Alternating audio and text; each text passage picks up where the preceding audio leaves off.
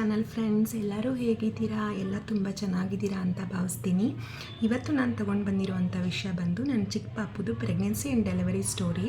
ಅದನ್ನು ಸೀರೀಸ್ನ ಕಂಟಿನ್ಯೂ ಮಾಡ್ತಾಯಿದ್ದೀನಿ. ಯಾಕೆ ಅಂದರೆ ಇದಕ್ಕೆ ಮುಂಚೆ ನಾನು 2 ವಿಡಿಯೋ ಇದ್ರ ರಿಲೇಟೆಡ್ ವೀಡಿಯೋಸ್ ಮಾಡಿದ್ದೀನಿ. ಒಂದು ನನ್ನ ದೊಡ್ಡ ಪಾಪುನ ಡೆಲಿವರಿ ಸ್ಟೋರಿ, ಹಾಗೆ ಇನ್ನೊಂದು ದೊಡ್ಡ ಮತ್ತು ಚಿಕ್ಕ ಮಗುವಿನ ನಂದು ಪ್ರೆಗ್ನೆನ್ಸಿ ಲಕ್ಷಣಗಳೇನಿತ್ತು, ಹಾಗೆ ನಾನು ಇರ್ರೆಗ್ಯುಲರ್ ಪೀರಿಯಡಿಂದ ಯಾವ್ಯಾವ ಸಮಸ್ಯೆಗಳನ್ನ ಫೇಸ್ ಮಾಡಿದೆ ಅನ್ನೋದು ನಿಮ್ಮ ಹತ್ರ ಶೇರ್ ಮಾಡ್ಕೊಂಡಿದ್ದೆ. ಸೊ ಇದನ್ನು ನನ್ನ ಚಿಕ್ಕ ಮಗುಂದನ್ನು ಶೇರ್ ಮಾಡ್ಕೋತೀನಿ ಅಂತ ನಿಮ್ಮ ಹತ್ರ ಹೇಳ್ಕೊಂಡಿದ್ದೆ, ಬಟ್ ಅದನ್ನು ಮಾಡೋಕ್ಕಾಗಿಲ್ಲ. ಸೊ ಅದನ್ನು ಇವತ್ತು ನಿಮ್ಮ ಹತ್ರ ಮಾಡ್ತಾಯಿದ್ದು. ನಾನು ಡೆಲಿವರಿ ಸ್ಟೋರಿ ಮತ್ತು ಪ್ರೆಗ್ನೆನ್ಸಿ ಸ್ಟೋರಿನ ಅಪ್ಲೋಡ್ ಮಾಡಿದ್ದೆ. ಇದು ಕಂಟಿನ್ಯೂ ಮಾಡ್ತಾ ಇರೋವಂಥದ್ದು ಸೀರೀಸು. ನಂದು 2ನೇ ಮಗುದು ಡೆಲಿವರಿ ಮತ್ತು ಪ್ರೆಗ್ನೆನ್ಸಿ ಸ್ಟೋರಿ ಅಂತ ಹೇಳ್ತಾ ಇದ್ದೀನಿ. ಹಾಗೆಯೇ ಫ್ರೆಂಡ್ಸ್, ಇಲ್ಲಿ ನಾವು ಹಾರ್ಟ್ ಬೀಟ್ನ ನೋಡಿ ಅದು ಮಗು ಗಂಡ ಹೆಣ್ಣ ಅಂತ ಕಂಡುಹಿಡಿಬೋದಾ, ಅದನ್ನು ನೋಡ್ಬೋದಾ, ನಿಜನ ಸುಳ್ಳ, ಯಾವ್ದು ನಿಜ ಯಾವ್ದು ಸುಳ್ಳು ಅಂತ ನಿಮ್ಮ ಹತ್ರ ಶೇರ್ ಮಾಡ್ಕೊಬೇಕು ಅಂತ ತುಂಬಾ ಅನ್ನಿಸ್ತು.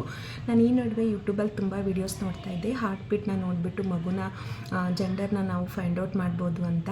ಸೊ ಅದನ್ನೆಲ್ಲ ನೋಡಿದ್ಮೇಲೆ ನಾನು ಈ ವಿಡಿಯೋನ ನಿಮ್ಗಳ ಜೊತೆ ಶೇರ್ ಮಾಡ್ಕೊಬೇಕು ಅಂತ ಅನ್ನಿಸ್ತು. ಹಾಗಾಗಿ ನೋಡಿ, ಸಿಮ್ಟಮ್ಸ್ ನೋಡಿ ನಾವು ಯಾವುದೇ ಕಾರಣಕ್ಕೂ ಹೆಣ್ಮಗುನ ಗಂಡು ಮಗುನ ಅಂತ ಯಾವುದೇ ಕಾರಣಕ್ಕೂ ಕಂಡುಹಿಡಿಯೋಕ್ಕಾಗೋದಿಲ್ಲ ಫ್ರೆಂಡ್ಸ್. ಯಾಕೆಂದರೆ ಸಿಮ್ಟಮ್ಸ್ ಬಂದು ನನಗೂ ಕೂಡ 2 ಬಾಯ್ ಬೇಬಿ ಆಗಿರೋದು ಕಂಪ್ಲೀಟಾಗಿ ಡಿಫ್ರೆನ್ಸ್ ಆಗಿತ್ತು ಸಿಮ್ಟಮ್ಸು. ಸೊ ಆ ಮಗುಗೆ ತುಂಬ ವಾಮಿಟಿಂಗ್ ಆಗ್ತಿತ್ತು. ಆಲ್ರೆಡಿ ನಾನು ಶೇರ್ ಮಾಡ್ಕೊಂಡಿದ್ದೀನಿ, ಹಳೆ ವೀಡಿಯೋಸ್ ಖಂಡಿತ ನೋಡಿ ಬಂದಿದೆ, ನಿಮ್ಗೆ ಅರ್ಥ ಆಗುತ್ತೆ. ಸೊ ಈ ಚಿಕ್ಕ ಮಗುಗೆ ಒಂದು ಸ್ವಲ್ಪನೂ ವಾಮಿಟಿಂಗ್ ಇರಲಿಲ್ಲ, ಅದೊಂದಿತ್ತು. ಸೊ ಈ ರೀತಿಯಾಗಿ ಮತ್ತು ಕೆಳಗಡೆ ಹೊಟ್ಟೆ ಆದರೆ ಹೆಣ್ಪಾಪು ಅಂತಾರೆ, ಖಂಡಿತ ಇಲ್ಲ, ಅದು ನನ್ನ ಗಂಡು ಪಾಪು ಆಯಿತು. ಮೇಲ್ಗಡೆ ಹೊಟ್ಟೆ ಆದರೆ ಹೆಣ್ಪಾಪು ಇಲ್ಲ, ಖಂಡಿತ ಗಂಡು ಮಗು ಆಯಿತು. ಸೊ ಮೇಲ್ಗಡೆ ಲೆಫ್ಟಲ್ಲಿ ಜಾಸ್ತಿ ಆಡಿದ್ರೆ ಗಂಡು ಮಗು, ರೈಟಲ್ಲಿ ಜಾಸ್ತಿ ಆಡಿದ್ರೆ ಹೆಣ್ಮಗು, ಖಂಡಿತ ಇಲ್ಲ, ನನಗೆ 2 ಕಡೆ ಆಡ್ತಾಯಿತ್ತು ಪಾಪು. ಸೊ ಅದನ್ನು ನೋಡಿ ನಾವು ಯಾವುದೇ ಕಾರಣಕ್ಕೂ ಹೆಣ್ಣು ಗಂಡು ಅಂತ ಹೇಳೋಕ್ಕಾಗಲ್ಲ. ನಮ್ಮ ಹಿರಿಯವರು ಮುಂಚೆ ಎಲ್ಲ ಪ್ರೆಗ್ನೆನ್ಸಿ ನಾವು ಬಸ್ರಿ ಹೆಂಗಸು ಸ್ವಲ್ಪ ಏನಾದರೂ ಫೇಸಲ್ಲಿ ಡಿಫ್ರೆನ್ಸ್ ಆದರೆ, ಕುತ್ತಿಗೆ ಎಲ್ಲ ಬ್ಲ್ಯಾಕ್ ಆಗಿಬಿಟ್ರೆ ಗಂಡು ಮಗು ಅಂತ ಹೇಳ್ತಾಯಿದ್ರು. ಅವರು ಆ ಥರದ್ದೇನೋ ಒಂದು ಓಲ್ಡ್ ಟೇಲ್ಸ್ ಇರುತ್ತೆ. ಬಟ್ ಹಾರ್ಟ್ ಬೀಟ್ ನೋಡಿ, ಪ್ಲೆಸೆಂಟಾಗಿ ನೋಡಿ ನಾವು ಜೆಂಡರ್ನ ನಾವು ಫೈಂಡ್ ಔಟ್ ಮಾಡ್ತೀವಿ ಅನ್ನೋದೆಲ್ಲ ಸುಳ್ಳು.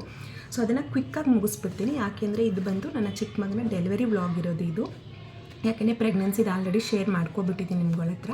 ಸೊ ಹಾಗೆಯೇ ಫ್ರೆಂಡ್ಸ್, ನನ್ನ ಚಿಕ್ಕ ಪಾಪು ಪ್ರೆಗ್ನೆನ್ಸಿನಲ್ಲಿ ನಾನು ಫೇಸ್ ಮಾಡಿದ್ದಂಥದ್ದು, ಕೆಲವು ಹೆಣ್ಮಕ್ಳಿಗೆ ಭಯ ಇರುತ್ತೆ. ಸೊ ಲೈಟಾಗಿ ಬ್ಲೀಡಿಂಗ್ ಆಗಿರುತ್ತೆ. ಸೊ ನೀವು ಯಾವುದೇ ಕಾರಣಕ್ಕೂ ಭಯ ಪಡಬೇಡಿ. ವಾರಕ್ಕೊಂದು ಸಲ 2 ಸಲ ಲೈಟಾಗಿ ಬ್ಲೀಡಿಂಗ್ ಆದರೆ ಯಾವುದೇ ಕಾರಣಕ್ಕೂ ಭಯ ಪಡಬೇಡಿ. ಸೊ ಅದು ಕೂಡ ಇರುತ್ತೆ ಸಮ್ಟೈಮ್ಸು. ಸೊ ಆಗ್ತಿದೆಯಲ್ಲ ಏನಿದು ಪ್ರಾಬ್ಲಮ್ ಅಂತ ಯಾವುದೇ ಕಾರಣಕ್ಕೂ ಬ್ಲೀಡಿಂಗ್ ಆಯಿತು ಅಂತ ಯಾರೂ ಭಯ ಪಡಬೇಡಿ. ಆ ಥರ ಆದರೆ ಏನೂ ಆಗೋಲ್ಲ. ತುಂಬಾ ಜಾಸ್ತಿ ಆಯಿತು ಅಂದರೆ ಖಂಡಿತವಾಗ್ಲೂ ಡಾಕ್ಟ್ರನ್ನ ಕನ್ಸಲ್ಟ್ ಮಾಡಿ.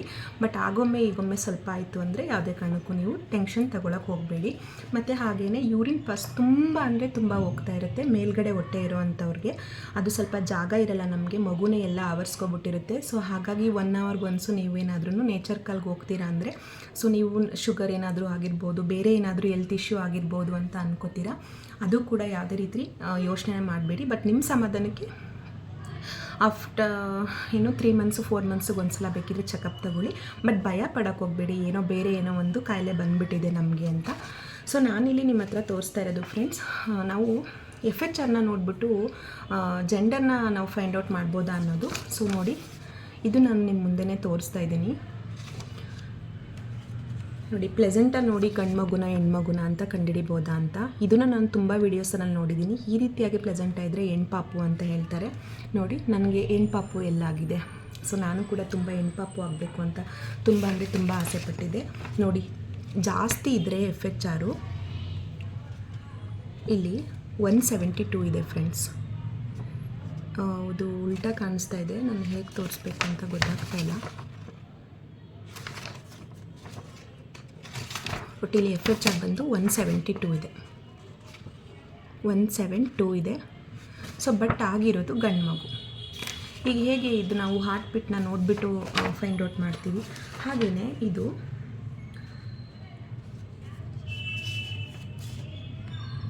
FHR ಇದು ಬಂದು 130 ಬೀಟ್ಸ್, ಹಾರ್ಟ್ ರೇಟ್ 130. ಸೊ 130 ಇದೆ, ಓಕೆ. ಬಟ್ ಅದು 172 ಇದೆಯಲ್ವಾ, ಸೊ ಅದು ಕೂಡ ಗಂಡು ಪಾಪು ಆಯ್ತಲ್ವಾ.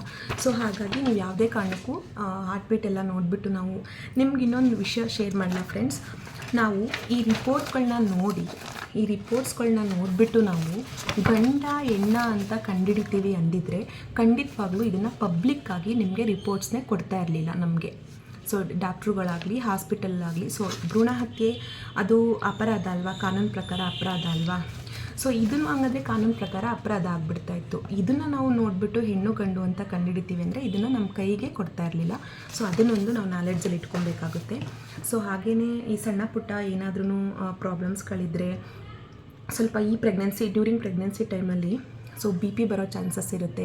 ಹೈ BP ಆಗ್ಬೋದು, ಲೋ BP ಆಗ್ಬೋದು, ಥೈರಾಯ್ಡ್ ಪ್ರಾಬ್ಲಮ್ ಆಗ್ಬೋದು, ಶುಗರ್ ಆಗ್ಬೋದು, ಆ ಥರ ಎಲ್ಲ ಪ್ರಾಬ್ಲಮ್ ಬರುತ್ತೆ ಅಂತ ಹೇಳ್ತಾರೆ. ಕೈಕಾಲೆಲ್ಲ ಊತ ಎಲ್ಲ ಬರುತ್ತೆ, ವಾಮಿಟಿಂಗ್ ಎಲ್ಲ ಬರುತ್ತೆ. ಸೊ ಇದೆಲ್ಲ ನಮಗೆ ಯಾವಾಗಲೂ ಕೂಡ ಬರೋ ಅಂಥದ್ದಲ್ಲ, ಲೈಫಲ್ಲಿ ಒಂದೇ ಒಂದು ಸಲ ಅಥವಾ 2 ಸಲ ಅಂತ ನಾವು ಫೀಲ್ ಮಾಡ್ತೀವಿ.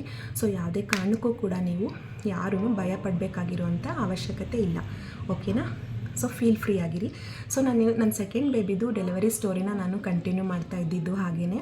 ಸೊ ಅದಕ್ಕೋಸ್ಕರ ಈ ವಿಡಿಯೋನ ಮಾಡಿದ್ದು. ಬಟ್ ಇದು ಸ್ವಲ್ಪ ನನಗೆ ಕೇಳ್ತಾ ಇದ್ರು ಇನ್ಸ್ಟಾದಲ್ಲಿ ವಿಡಿಯೋ ನೋಡಿಬಿಟ್ಟು, ಯೂಟ್ಯೂಬಲ್ಲಿ ವಿಡಿಯೋ ನೋಡಿ ಇನ್ಸ್ಟಾದಲ್ಲಿ ನನಗೆ ಒಂದು 4-5 ಕಮೆಂಟ್ ಬಂತು. ಹಾಗಾಗಿ ನಾನು ಇದನ್ನು ಕ್ಲಿಯರ್ ಮಾಡಬೇಕಾಗಿತ್ತು, ಹಾಗಾಗಿ ಮಾಡಿದೆ ಫ್ರೆಂಡ್ಸ್. ನಂದು ಚಿಕ್ಕ ಮಗಂದು ಡೆಲಿವರಿ ಸ್ಟೋರಿ ಬಂದು ನಿಮ್ಮ ಹತ್ರ ಶೇರ್ ಮಾಡ್ಕೋತೀನಿ ಅಂತ ಹೇಳಿದ್ದೆ. ಅದಂತೂ ಕೊರೋನಾ ಟೈಮಲ್ಲಿ ಆದಂಥ pregnancy story, delivery story. So ನನಗೆ 5 ತಿಂಗಳು ಆಗಿದ್ದಾಗ ಕೊರೋನಾ ಸ್ಟಾರ್ಟ್ ಆಗುತ್ತೆ. ನನ್ನ 2ನೇ ಮಗುದು 5 ತಿಂಗಳು ಪಾಪುನಲ್ಲಿ ಕೊರೋನಾ ಸ್ಟಾರ್ಟ್ ಆಗುತ್ತೆ. ಸೊ ಹಾಗೆಯೇ ಸೊ ನಾನು 5 ಮಂತ್ಸ್ಗೆಲ್ಲ ಅಮ್ಮ ಮನೆಗೆ ಹೋಗ್ಬಿಡ್ತೀನಿ, ಬೆಂಗಳೂರಲ್ಲಿ ಇರ್ತೀನಿ. ಸೊ ತುಂಬ ಕಷ್ಟ ಆಗಿರುತ್ತೆ ಇಲ್ಲಿ. ಸೊ ನಿಮಗೆ ಎಲ್ರಿಗೂ ಗೊತ್ತಿರುತ್ತೆ, 1 ತಿಂಗಳು 2 ತಿಂಗಳು ರಜೆ ಎಲ್ಲ ಕೊಟ್ಟಿರ್ತಾರೆ. ಸೊ ಊರ ಕಡೆ ಹೋಗಿರ್ತೀನಿ, ಅಲ್ಲಿ ತೋರಿಸ್ಕೊತಾ ಇರ್ತೀನಿ. ಸೊ ಕೊರೋನಾ ಟೈಮಲ್ಲಿ ಸೊ ಅಲ್ಲಿ ಅಪ್ಪ ಅಮ್ಮ ಅಣ್ಣ ಎಲ್ಲ ನೋಡ್ಕೋತಾ ಇರ್ತಾರೆ. ಸೊ ಆಮೇಲೆ ಒಂದು ಫೈನ್ ಡೇ ಏನಾಗುತ್ತೆ ಅಂದರೆ ಪ್ರಾಬ್ಲಮ್ ಆಗುತ್ತೆ ಅಂತ ಅಂದರೆ, ನನಗೆ ಏನು ತಪ್ಪು ಮಾಡಿಬಿಡ್ತೀನಿ ಅಂದರೆ ಡೆಲಿವರಿ ಟೈಮು ನನಗೆ ಕೊಟ್ಟಿರ್ತಾರೆ, ನನಗೆ ಪೇಯ್ನೇ ಬರೋದಿಲ್ಲ. ನನಗೆ ಚಿಕ್ಕ ಮಗನಲ್ಲಿ ಪೇಯ್ನೇ ಬರೋಲ್ಲ. ಲೈಟಾಗಿ ಅವಾಗವಾಗ ಇವಾಗ ಅಂತ ಒಂದು 5 ನಿಮಿಷ ಪೇಯ್ನ್ ಬಂದೋಗುತ್ತೆ. ನಾನು ಇದೆಲ್ಲ ಮಾಮೂಲಿ ಪೇಯ್ನ್ ಅನ್ಕೋತೀನಿ. ಪೇಯ್ನ್ ಅಂದರೆ ನಾನು ದೊಡ್ಡ ಮಗಂಗೆ ಆಲ್ರೆಡಿ ತುಂಬ ಸಫರ್ ಪಟ್ಟಿರ್ತೀನಲ್ವ. ಸೊ ಆ ಥರ ಪೇಯ್ನ್ ಬರುತ್ತೆ ಅಂತ ನನ್ನ ತಲೆನಲ್ಲಿರೋದು, ಆ ಥರ ನೋವು ಬರುತ್ತೆ ಅಂತ. ಸೊ ನನಗೆ ಇದು ಏನು ಅನಿಸ್ತಾನೆ ಇರಲಿಲ್ಲ. ಒಂದು ಸಣ್ಣ ಪುಟ್ಟ ನೋವು ಆವಾಗ ಇವಾಗ ಬಂದೋಗ್ತಾಯಿತ್ತು. ಸೊ ನನಗೆ ಫ್ರೈಡೇ ಲೈಟಾಗಿ ಪೇಯ್ನ್ ಬಂದಿದ್ದು, ಮತ್ತು ಸ್ಯಾಟರ್ಡೇನೂ 1-2 ಸಲ ಪೇಯ್ನ್ ಬಂತು. ಸಂಡೇ ನಾನು ಹಾಸ್ಪಿಟಲ್ಗೆ ಹೋಗಬೇಕು, ಯಾಕೆಂದರೆ ಬಿಟ್ಟು ಆವಾಗವಾಗ ಪೇಯ್ನ್ ಬರ್ತಾಯಿತ್ತು. ಸೊ ನೋಡಿದ್ರೆ ಸಂಡೇ ಬಂದು ಸೂರ್ಯಗ್ರಹಣ ಮತ್ತು ಅಮಾವಾಸ್ಯೆ 2 ಬಿದ್ದು 2020ನಲ್ಲಿ ಜೂನ್ 21 ಫ್ರೆಂಡ್ಸ್. ಸೂರ್ಯಗ್ರಹಣ ದಿನ ನನ್ನ ಮಗ ಹುಟ್ಬಿಡ್ತಾನೆ. ಅಯ್ಯೋ ಇವತ್ತೆಲ್ಲ ನನಗೆ ಸ್ಯಾಟರ್ಡೇ ಪೇಯ್ನ್ ಬಂದಾಗ ನನಗೆ ಲಾಸ್ಟ್ ಟೈಮೆಲ್ಲ 12 ಅವರ್ 13 ಅವರ್ ಡೆಲಿವರಿ ಪೇನ್ ಇತ್ತಲ್ಲ. ಸೊ ಹಾಗಾಗಿಬಿಡುತ್ತೆ. ಸೊ ನನ್ನ ಮಗ ಗ್ರಹಣದಲ್ಲಿ ಹುಟ್ಬಿಡ್ತಾನೆ. ಅಯ್ಯೋ ನಾನು ಒಂದಿನ ನೋವು ತಡ್ಕೊಂಡ್ರೆ ನನ್ನ ಮಗ ನೆಕ್ಸ್ಟ್ ಡೇಗೆ ಹುಡ್ತಾನೆ. ಸೊ ಇಲ್ಲಾಂದರೆ ಅವನು ಕೊನೆ ತನಕನೂ ಅವ್ನು ಇರೋವರೆಗೂ ಗ್ರಹಣದಲ್ಲಿ ಹುಟ್ಟೋನು, ಅಮಾವಾಸ್ಯೆಲಿ ಹುಟ್ತಾನು ಅಂತ ಜನ ಆಡ್ಕೊಂಡ್ಬಿಡ್ತಾರೆ ಅಂತ ನಾನು ಹಾಸ್ಪಿಟಲ್ಗೆ ಹೋಗಲ್ಲ. ಲೈಟಾಗಿ ಪೇನ್ ಇದೆಯಲ್ಲ ಅಂತ ಕಂಟ್ರೋಲ್ ಮಾಡ್ಕೊಂಡಿರ್ತೀನಿ. ಸೊ ಭಾನುವಾರ ನೈಟು 9 ಗಂಟೆ ಆಗುತ್ತೆ. ನಮ್ಮ ಅಮ್ಮ ವಾಕ್ ಮಾಡಿಸ್ತಾ ಇರ್ತಾರೆ. ಹಾಗೆಯೇ ಅಮ್ಮ ನನಗೆ ಜೀರಿಗೆ ಕಷಾಯನ ಕೊಡ್ತಾರೆ ಫ್ರೆಂಡ್ಸ್. ಜೀರಿಗೆ ಕಷಾಯ ಕುಡಿದ್ಮೇಲೆ ಸ್ವಲ್ಪ ಪೇಯ್ನ್ ಬರುತ್ತೆ. ಹಾಗೊಂದು ಸಲ ಈಗ ಮಾಮೂಲಿ ಪೀರಿಯಡ್ ಪೇನ್ ಬಂದಂಗೆ ಬರುತ್ತೆ. ಸೊ ನಮ್ಮ ಹಸ್ಬೆಂಡ್ ಹೇಳ್ತಾರೆ, ಅವನು ಮಗು ಆರೋಗ್ಯವಾಗಿರೋದು ಮುಖ್ಯ, ಅದು ಗ್ರಹಣದಲ್ಲಾದರೂ ಹುಟ್ಲಿ ಅಮಾವಾಸ್ಯೆನಾದ್ರಲ್ಲಾದರೂ ಹುಟ್ಲಿ, ಮಗುದು ಆರೋಗ್ಯ ಮುಖ್ಯ, ನಡಿ ಫಸ್ಟ್ ನಾವು ಹಾಸ್ಪಿಟಲ್ಗೆ ಹೋಗೋಣ, ಆಮೇಲೆ ಈಗ ಹೋದ ತಕ್ಷಣವೇ ಹುಟ್ಟುತ್ತೆ ಅಂತ ಹೇಳೋಕ್ಕಾಗಲ್ಲ ಅಲ್ವಾ. ಸೊ ಅವನು 12-13 ಅವರ್ ಪೇನ್ ಇತ್ತಲ್ಲ, ಹಾಗೆ ಇದು ನಾಳೆ ಸೋಮವಾರ ಮಂಗಳವಾರ ಹುಟ್ಬೋದು, ನಡಿ ಹೋಗ್ಬಿಡೋಣ ಅಂತ ಹೇಳಿ ಅಟ್ ಲಾಸ್ಟು 11ವರೆಗೆ ಹಾಸ್ಪಿಟಲ್ಗೆ ಕರ್ಕೊಂಡು ಹೋಗ್ತಾರೆ. ನೈಟ್ 11ವರೆಗೆ ಕರ್ಕೊಂಡು ಹೋಗ್ತಾರೆ ಫ್ರೆಂಡ್ಸ್. ನನ್ನನ್ನು ಕರ್ಕೊಂಡು ಹೋದಾಗ ಸೊ ಕೊರೋನಾ ಟೈಮು ಗೊತ್ತಲ್ಲ ನಿಮಗೆ, ನಮ್ಮ ಹಸ್ಬೆಂಡ್ನ ಒಳಗಡೆ ಬಿಡಲ್ಲ. ಇದು ಬಂದು ಗೌರ್ಮೆಂಟ್ ಹಾಸ್ಪಿಟಲ್ ಆಗಿದ್ದು, ನನ್ನ ದೊಡ್ಡ ಮಗದು ಪ್ರೈವೇಟ್ ಹಾಸ್ಪಿಟಲಲ್ಲಿ ಆಗಿದ್ದು ಫಸ್ಟ್ ಡೆಲಿವರಿ. ಗೌರ್ಮೆಂಟ್ ಹಾಸ್ಪಿಟಲ್ ಅಂದರೆ ನಮ್ಮ ಒಳ್ಳೆ ನರಸೀಪುರದಲ್ಲಿ ತುಂಬ ಚೆನ್ನಾಗಿದೆ, ತುಂಬ ಫೆಸಿಲಿಟೀಸ್ ಚೆನ್ನಾಗಿದೆ, ತುಂಬ ದೊಡ್ಡ ಹಾಸ್ಪಿಟಲ್ಲು. ಯಾವುದೇ ಪ್ರೈವೇಟ್ ಆಸ್ಪತ್ರೆಗೂ ಕೂಡ ಕಡಿಮೆ ಇಲ್ಲ, ಅಷ್ಟು ಫೆಸಿಲಿಟೀಸ್ ಇದೆ, ತುಂಬ ಚೆನ್ನಾಗಿದೆ. ಸೊ ಅಲ್ಲಿ ಹೋಗ್ತಾರೆ. ನಮ್ಮ ಹಸ್ಬೆಂಡ್ನ ಬಿಡಲ್ಲ, ಅಮ್ಮನ ಮಾತ್ರ ಒಳಗಡೆ ಬಿಟ್ಟಿರ್ತಾರೆ. ಕೊರೋನಾ ಟೈಮ್ ಅಲ್ವಾ, ಸೊ ಯಾರನ್ನೂ ಅಲೋ ಮಾಡಲ್ಲ. ಸೊ ಆಲ್ರೆಡಿ ಡೆಲಿವರಿಗೆ ಅಂತ ಒಂದು 7-8 ಜನ ನಂತರ ಕೂತಿರ್ತಾರೆ, 7-8 ಜನ ಕೂತಿರ್ತಾರೆ. ನನ್ನನ್ನು ಸೊ ಆ ಪೇಯ್ನ್ ಬಂದುಬಿಟ್ಟಿದೆ ಫುಲ್ಲು ಚೆಕ್ ಮಾಡೋಕ್ಕೆ ಅಂತ ಒಳಗಡೆ ಕರ್ಕೊಂಡು ಹೋಗ್ತಾರೆ. ನನಗೆ ಅವನದ್ರಲ್ಲಿ ಹೊಟ್ಟೆ ಕೂಡ ಜಾಸ್ತಿ ಇರಲಿಲ್ಲ. ಸೊ ಅಲ್ಲಿ ಕೂತಿರೋರೆಲ್ಲ ನಮ್ಮ ಅಮ್ಮಂಗೆ ಕೇಳ್ತಾರಂತೆ, ಅಬಾಷನ್ ಕೇಸ ಅಂದರೆ ಹೊಟ್ಟೆ ಇರಲಿಲ್ಲಲ್ಲ, ಮೇ ಬಿ ಅವ್ರು 4-5 ತಿಂಗಳು ಅಂತ ಅಂದ್ಕೊಂಡಿರ್ತಾರೆ. ಸೊ ಒಳಗಡೆ ಕರ್ಕೊಂಡು ಹೋದ ತಕ್ಷಣ ಚೆಕ್ ಮಾಡ್ತಾರೆ. ಸರಿ ಈಗ ಬೈತಾ ಇದ್ದಾರೆ, ಎಷ್ಟನೇ ಮಗು ಅಂತ ಕೇಳಿದ್ರು. 2ನೇ ಮಗು ಅಂತ ಹೇಳ್ತೀನಿ. ಏನು ನಿನಗೆ ತಲೆ ಇಲ್ವಾ, 2ನೇ ಮಗು ಅಂತ ಹೇಳ್ತೀಯಾ? ಮೊದಲನೇ ಮಗುನಲ್ಲಿ ನಿಂಗೆ ಸಿಮ್ಟಮ್ಸ್ ಗೊತ್ತಾಗಿರ್ಲಿಲ್ವಾ? ಮಗು ಆಲ್ರೆಡಿ 3 ದಿನ ಮುಂಚೆನೇ ಹುಟ್ಟಬೇಕಾಗಿತ್ತು, ನೀನು ಇವತ್ತು ಬಂದಿದೆಯಲ್ಲ, ನಿನ್ನ ತಲೆ ಇಲ್ವೇನಮ್ಮ, ಏನು ಮೊದಲನೇ ಮಗುನ ಚೊಚ್ಚಲೆರ್ಗೇನಾ ನಿನಗೆ ಅಂತ ಬೈತಾರೆ. ಇಲ್ಲ ನನಗೆ ಪೇಯ್ನೇ ಬಂದಿಲ್ಲ ಸಿಸ್ಟರ್ ಅಂತ ಹೇಳ್ತೀನಿ.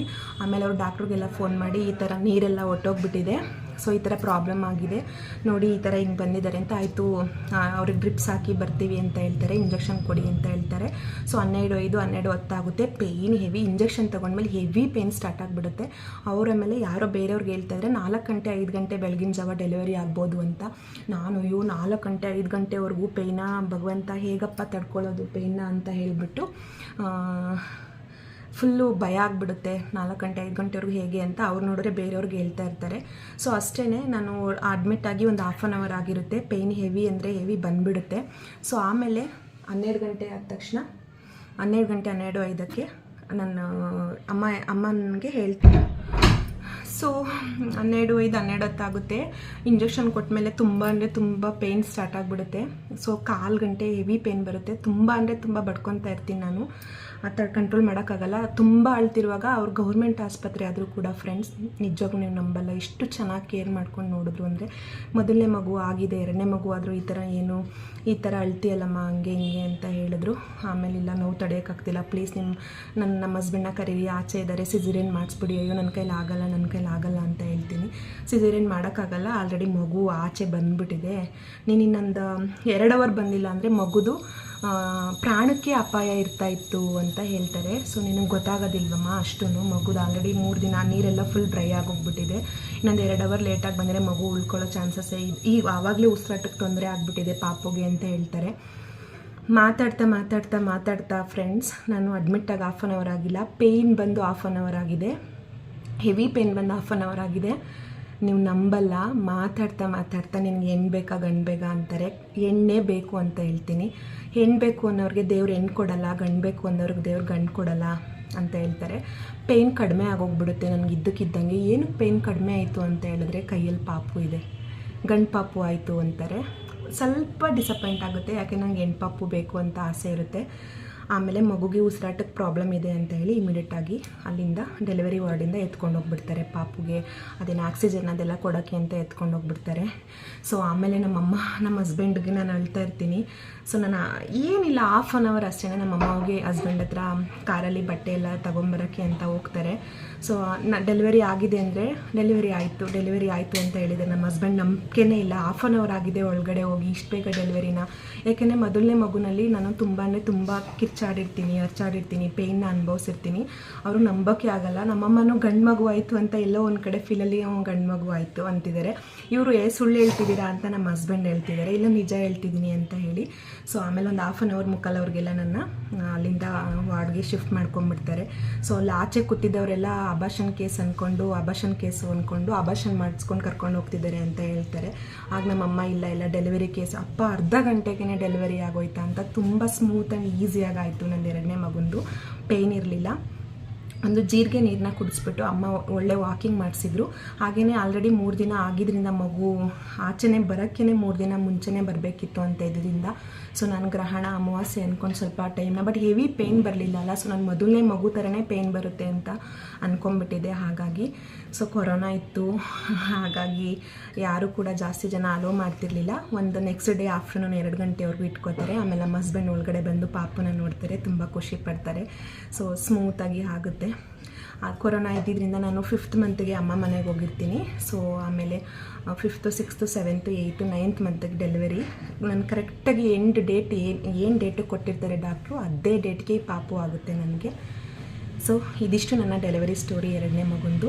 ಸೊ ಬೇರೆ ಏನಾದರೂ ನನಗೆ ಇನ್ಸ್ಟಾದಲ್ಲಿ ಮೆಸೇಜ್ ಮಾಡಿದ್ದೀರಾ, ದಯವಿಟ್ಟು ವಿಡಿಯೋ ನೋಡಿ ಯೂಟ್ಯೂಬಲ್ಲೇ ಮೆಸೇಜ್ ಮಾಡಿ ಕಮೆಂಟ್ ಹಾಕಿ. ನಿಮ್ಗೆ ಏನೇ ಡೌಟ್ಸ್ ಇದ್ರೂ ನನಗೆ ಗೊತ್ತಿರೋ ಅಂತ ನಾನು ನಿಮ್ಮ ಹತ್ರ ಶೇರ್ ಮಾಡ್ಕೋತೀನಿ.